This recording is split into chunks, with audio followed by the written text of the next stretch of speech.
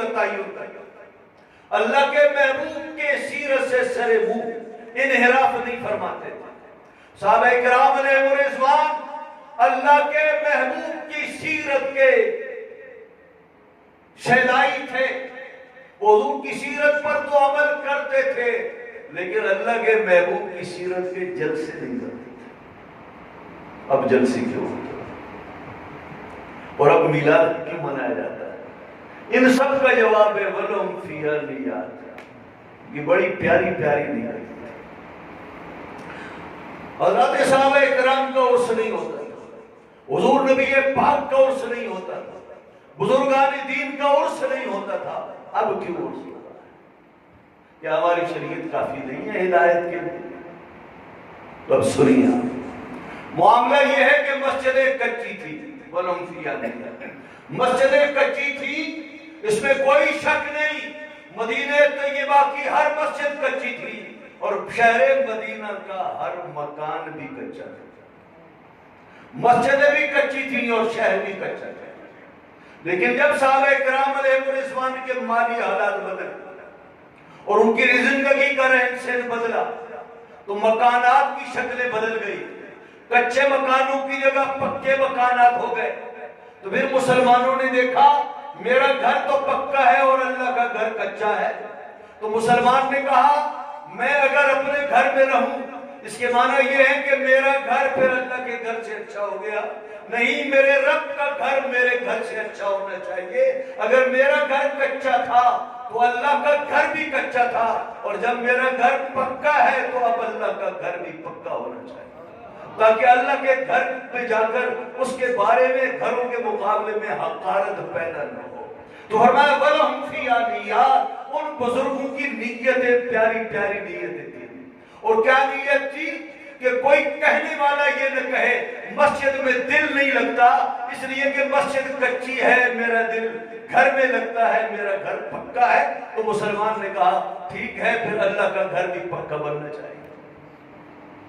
حضرات محترم, صحابہ کرام علیہ رضوان بغیر کسی سے مانگے لنگر کے ٹکڑے کھائے بغیر اللہ کے محبوب سے دین پڑھتے تھے, قرآن کریم کی تفسیر پڑھتے تھے. یہ وہ دور تھا جب علم کا عروج تھا اور علم کی بڑی کشش تھی. لیکن جب لوگ دنیا کی طرف مائل ہو گئے اور دین کی طرف رجحان کم ہو گیا تو پھر علماء اٹھے, میٹنگ کی کہ لوگوں کو دین پڑھانے کا طریقہ کیا ہے. تو علماء نے کہا لوگوں کو سہولتیں فراہم کرو, یہ غریب ہیں ان کو کھانا کھلاؤ, ان کو رہائش دلاؤ, باقاعدہ استاد بٹھاؤ تاکہ پھر سے نئے طریقے سے دین کی چمک دمک پیدا ہو جائے. اور ایسا نہ ہو کہ علم دفن ہو جائے, علم اٹھ جائے. تو علماء نے کہا پھر آپ مسجدیں بنائی جائیں, مدرسے بنائے جائیں اور ان کا کچن بنایا جائے, ہاسپٹل بنایا جائے تاکہ علم کے معاملے کی ترویج و اشاعت خوب ہو. وَلَهُمْ فِيهَا نِيَّاتٌ. ان کی نیتیں بڑی اچھی ہیں.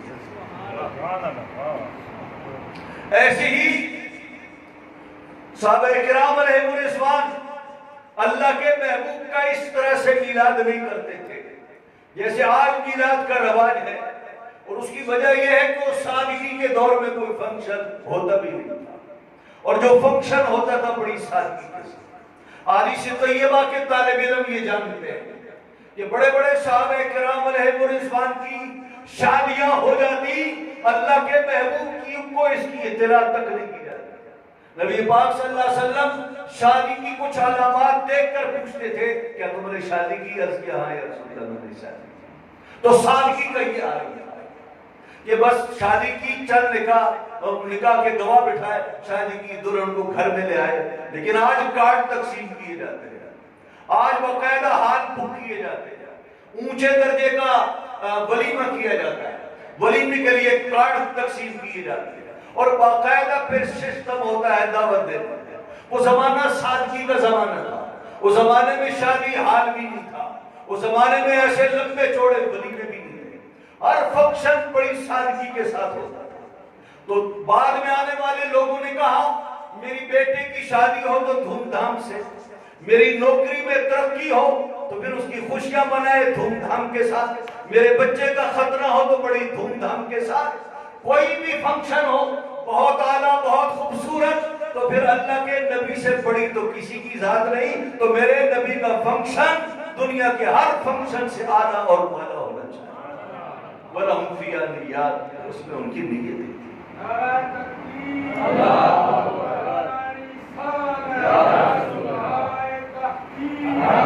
بزرگان دین کا عرس نہیں ہوتا تھا، اس لیے کہ طبی طور پر ہر نوجوان بزرگان دین سے محبت کرتا تھا، ان کی سیرت کو پڑھتا تھا، ان کی خدمت میں جاتا تھا، ان سے فیض لیتا تھا. لیکن جب نئی ترقی کا دور آیا اور دنیا مادہ پرستی کی طرف رجحان پانے لگی اور روحانیت کم ہونے لگی، اولیاء اللہ کے فیضان میں تعطل آنے لگا، ہمارا نوجوان دوسرے کام کرنے لگا. آج ہمارے دور میں کسی نوجوان سے پوچھو، میں آپ کا امتحان نہیں لیتا، لیکن اگر میں آپ سے یہ پوچھوں کہ حضور نبی پاک صلی اللہ علیہ وسلم کے بیٹے کتنے تھے، تو میں باوصول طریقے سے کہہ سکتا ہوں 95% نوجوانوں کو معلوم نہیں ہوگا حضور کے کتنے بیٹے تھے. اگر میں یہ پوچھوں کہ اللہ کے نبی کی بیٹیاں کتنی ہیں، ہماری اکثریت کو معلوم نہیں حضور کی بیٹیاں کتنی ہیں. آج کا نوجوان نبی کی بیٹیوں اور بیٹوں کو نہیں جانتا، لیکن آج کا نوجوان ہر فلم اسٹار کو جانتا ہے، ہر اداکارہ کو جانتا ہے. کرکٹ اور فٹ بال کے جو چیمپئن ہیں ان کو جانتا ہے. آج ہمارے ہاں ہمارا ہیرو کون ہے، ہیرو کا معیار بدل چکا ہے. آج نوجوان کا ہیرو اداکار ہے، فلم اسٹار ہے. کرکٹ اور فٹ بال کھیلنے والے لوگ ہیں، کرکٹر ہیں، فٹ بالر ہیں، یہ ہمارے نوجوان اس طرف جا پڑے ہیں، دین سے دور ہو گئے ہیں. تو پھر علماء نے کہا ان لوگوں کو بہکنے سے بچاؤ، اولیاء اللہ کی محبت کے چراغ ان کے دل میں بساؤ، ان کے دل میں روحانیت پیدا کرو، اسلاف کی فکر ان کے اندر اجاگر کرو. انہیں بتاؤ کہ تمہارے ہیرو یہ نہیں، تمہارے ہیرو تو غوث اعظم ہے، تمہارے ہیرو تو خواجہ غریب نواز ہے، تمہارے ہیرو امام ربانی مجدد الفسانی ہے، تمہارے ہیرو حضرت داتا علی حجویری ہے، تمہارے ہیرو حضرت بابا فرید ہیں، حضور سیدنا شہباز قلندر ہیں. نوجوانوں کو یہ بتاؤ، اور اس کا طریقہ یہ ہے ان بزرگان دین کا عرس کرو، نوجوانوں کو بلاؤ اور بتاؤ یہ اولیاء اللہ کی شان کیا ہے، انہیں بتاؤ کہ تمہارے سچے اور اصلی ہیرو یہ. اس لیے پھر بزرگوں نے کہا کہ اولیاء اللہ کا عرس بناؤ تاکہ ہمارا نوجوان گمراہ ہونے سے بچ جائے. اور کیا ہے، اللہ رب العزت فرماتا ہے، میں کہا کرتا ہوں، عرض کیا کرتا ہوں، وَكُلًّا نَقُصُّ عَلَيْكَ مِن أَنبَاءِ الرُّسُلِ مَا نُثَبِّتُ بِهِ فُؤَادَكَ. اللہ رب العزت ارشاد فرماتا ہے محبوب، وَكُلًّا نَقُصُّ عَلَيْكَ مِن أَنبَاءِ الرُّسُلِ. پیارے، یہ جو ہم مختلف رسولوں کے تذکرے آپ کے سامنے کرتے ہیں، یہ پیارے اس لیے کرتے ہیں کہ ان کا ذکر آپ سنیں تو آپ کے دل بے قرار کو قرار آئے. تو قرآن کریم ہمیں یہ بتاتا ہے کہ دل کی غذا اور دل کا قرار، ہر زمانہ جو گزرنے والا ہے، آنے والا زمانہ زیادہ بے قراری اور بے چینی لے کر آتا ہے. نواز شریف کے دور میں لوگ اس کو گالیاں دیتے ہیں، عمران خان آیا لوگ اسے گالی دینے لگے، اب حکومت آئی اسے گالی دینے لگے. جانے آنے والی حکومت کیا کہ عذاب کھائے گا. لوگ بدامنی کی